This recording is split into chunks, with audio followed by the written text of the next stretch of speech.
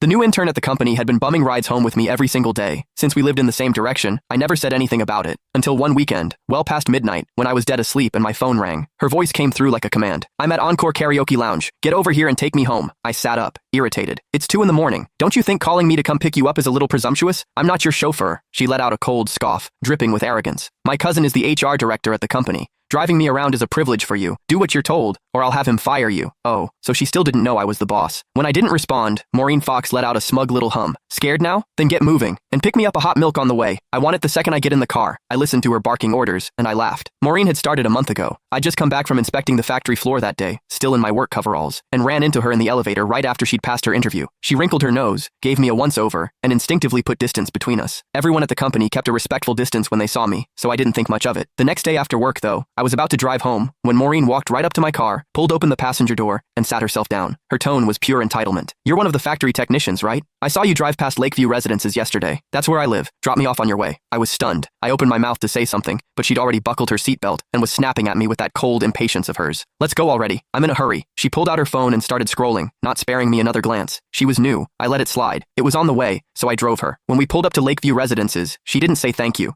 She just shoved the door shut and walked off without looking back. I thought that would be the end of it. It wasn't. From that day on, Maureen showed up in my passenger seat after work like clockwork. Never asked, never waited for an invitation. Before I could even object, she started making demands. "From now on, stop by my building in the mornings when you're heading in. Pick me up on the way. I hate the smell of smoke. I know it's your car, but no more smoking in it. I got down here 3 minutes before you today. Be faster next time. Don't make me wait. These seats are too hard. Bring a cushion for me tomorrow. Something soft. I don't like the color of this car. When you get a chance, wrap it in pink." Now I knew. Her cousin was the HR director. "Hello? Why aren't you saying anything? Are you on your way or not?" Maureen's impatient voice crackled through the phone again. I yawned. "No, I'm going back to sleep. Call yourself a cab." I hung up. Before I could even set the phone down, it rang again. Maureen again. "Are you out of your mind? You actually hung up on me? Do you have any idea that my cousin is sitting right next to me?" I replied lazily. "Oh, and?"